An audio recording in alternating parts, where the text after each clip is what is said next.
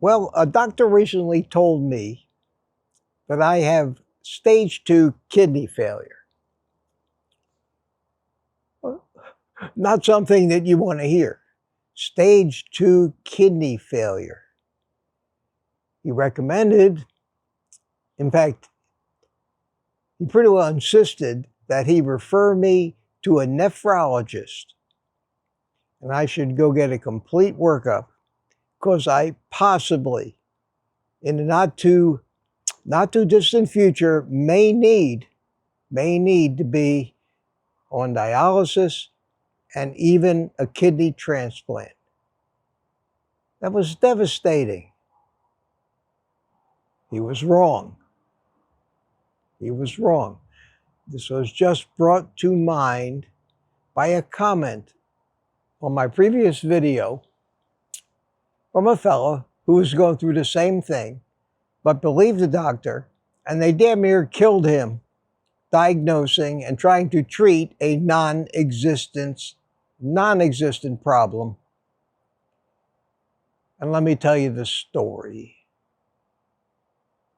The story is one of extreme caution. And like me, it will make you never want to trust blood tests again. Not because blood tests don't give you numbers. It's that blood tests need to be interpreted by someone who actually knows what they're doing and doesn't just buy into the standard of care and the standard narrative that most of our medical community buys into. I think you're more likely, way more likely, to be misdiagnosed, leading to potential treatment for a condition you don't have, suffer consequences of that misdiagnosis, than you are to miss an obscure thing that you think the blood test may discover, thereby saving your life.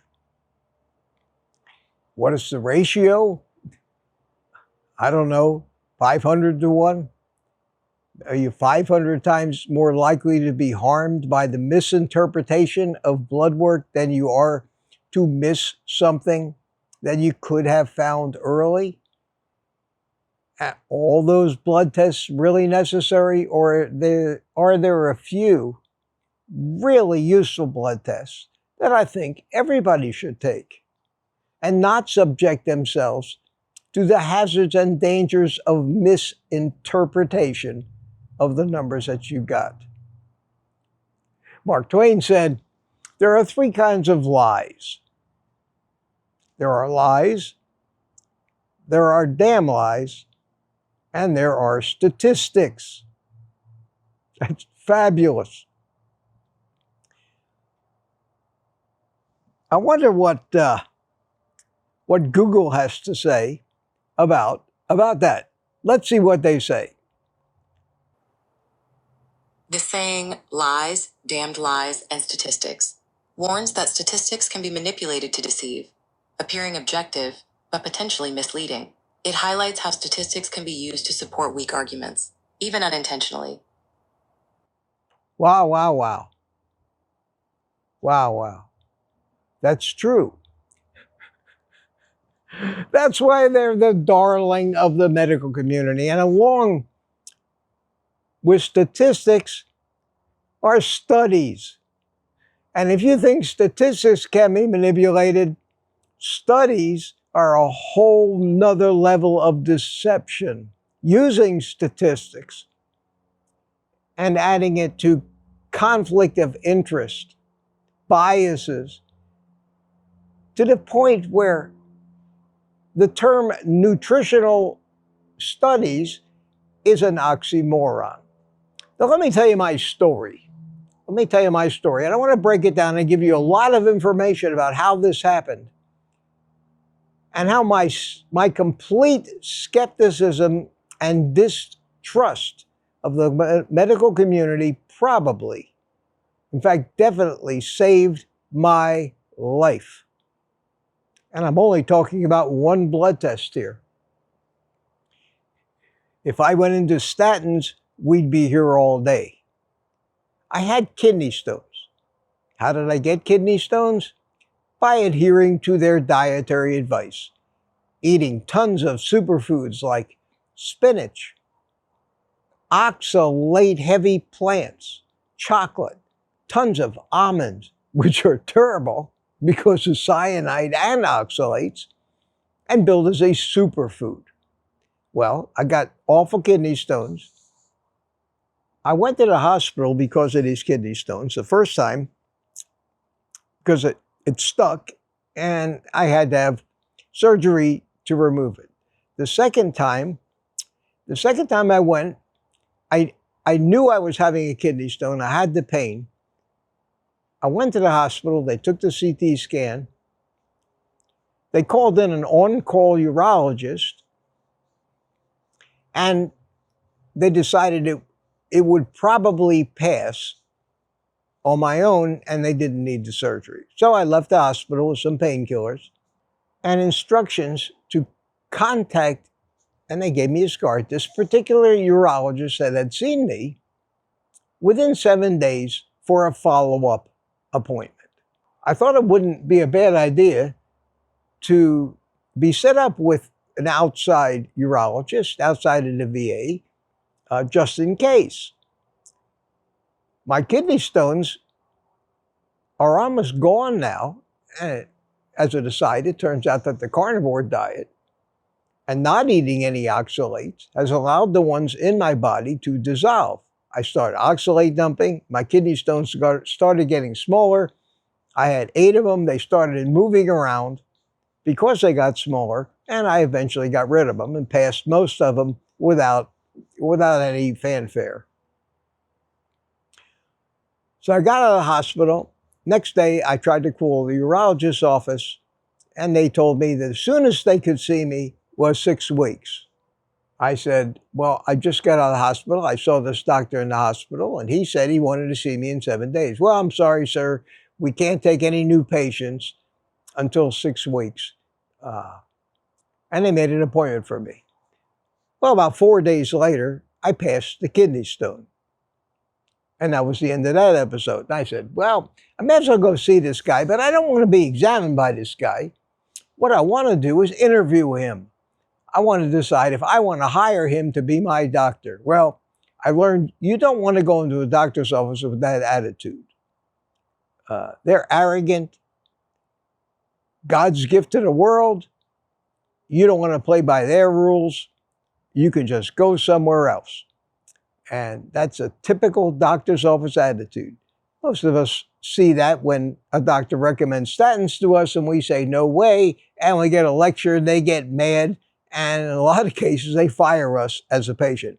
Well, sir, if you're not going to take my advice, I will not risk the consequences, so I can't see you as a patient anymore. That's the medical community in a nutshell. Who are you to think you might know something that disagrees with what I learned in medical school? Okay. I kept the appointment. I told the girl on the phone, I'll pay you for the appointment, but I'm not coming in for a physical. I'm not coming in for medical advice. I'm coming in to interview, to talk to this particular urologist who I don't know. He saw me in the hospital, to decide if I want him to be my urologist. Well, they never grasped the concept of a patient actually wanting to decide whether he wants to hire a doctor. So I waited the 6 weeks. I went in to see him. Typical doctor's office fashion, they gave me 8 forms to fill out. I sat there for a half an hour filling out the forms. Then came we need a copy of your driver's license and your insurance card. And after all that was done, there was we need a credit card for your $35 copay. I paid that. I sat and waited another half an hour, got called into the nurse's office first. Right away, she starts with 1,000 questions and is coming towards me with a blood pressure cuff. And I said, time out. Time out. I'm not here for an exam. I'm here to talk to the doctor. I want to meet the doctor. I'm paying for this time. I want to meet the doctor, ask him some questions, and decide whether I want him to be my urologist.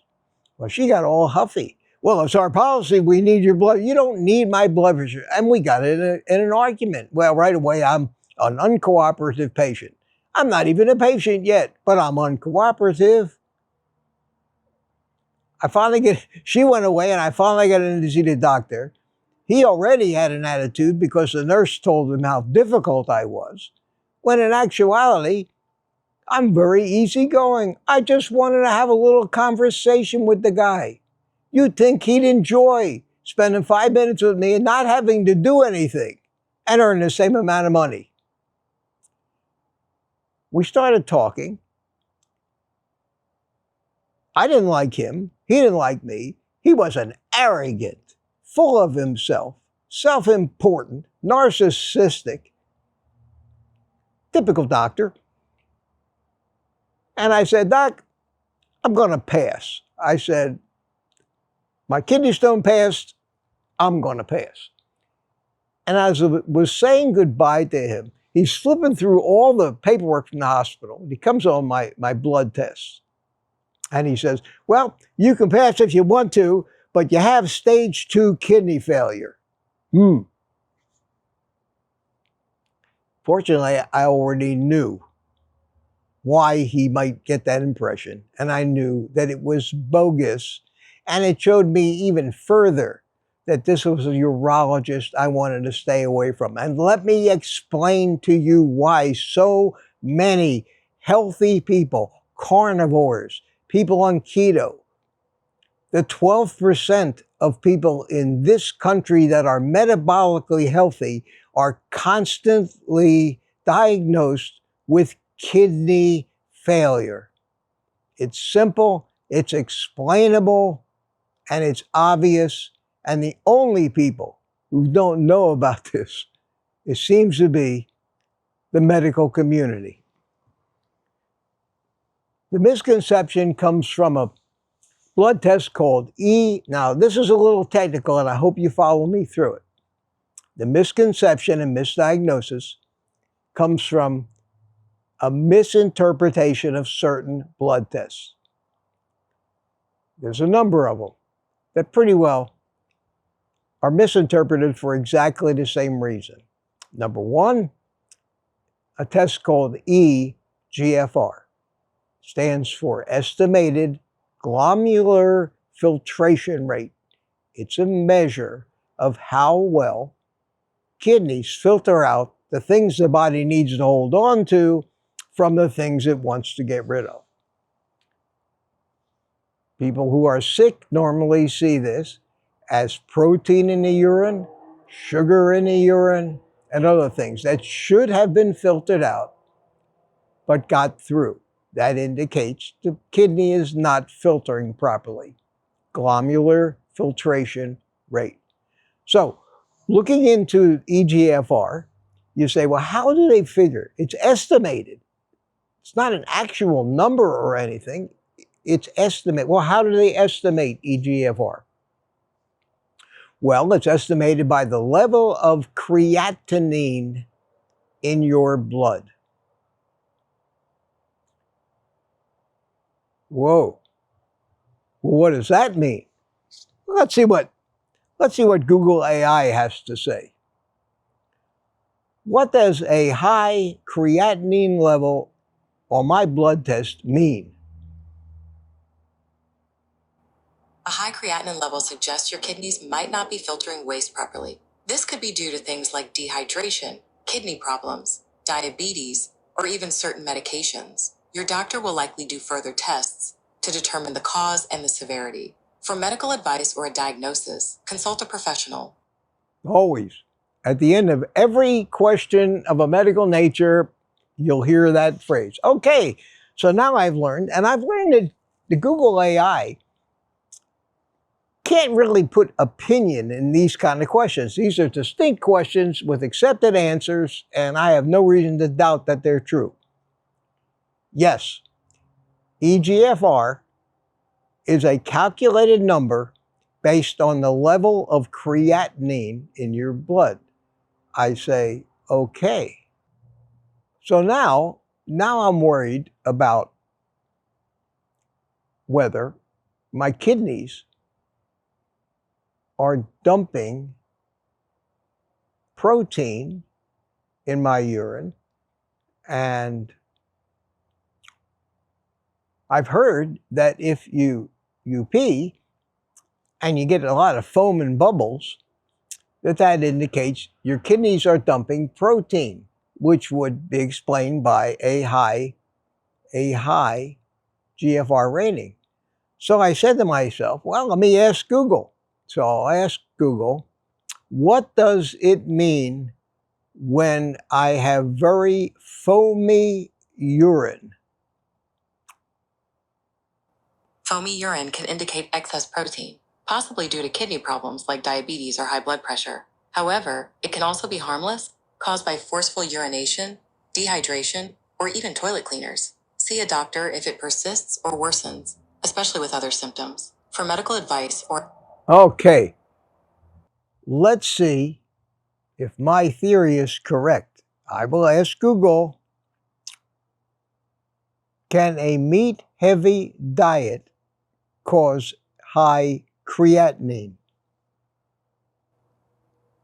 Yes, a meat-heavy diet, particularly red meat, can temporarily raise creatinine levels. This is because meat contains creatine, which turns into creatinine when cooked and absorbed. For accurate kidney function tests, fasting is recommended. Oh, okay. That's good enough for me. That kind of explains it. I imagine if you take your creatine supplement as well, it'd even contribute. So, my doctor didn't know that or didn't consider it because, after all, how many people on a healthy diet even need to see him? The only reason I needed him was because of the results of an unhealthy previous diet. It's not the first time I heard this. I've heard this warning from carnivore doctors previously on YouTube. It's not something we often talk about. But I'll tell you, the disasters that can occur from going down a medical treatment road for kidney failure involving nephrologists can only lead to harm and maybe even death. My story is not unique. It makes me believe that maybe there are many other conditions that are interpreted differently because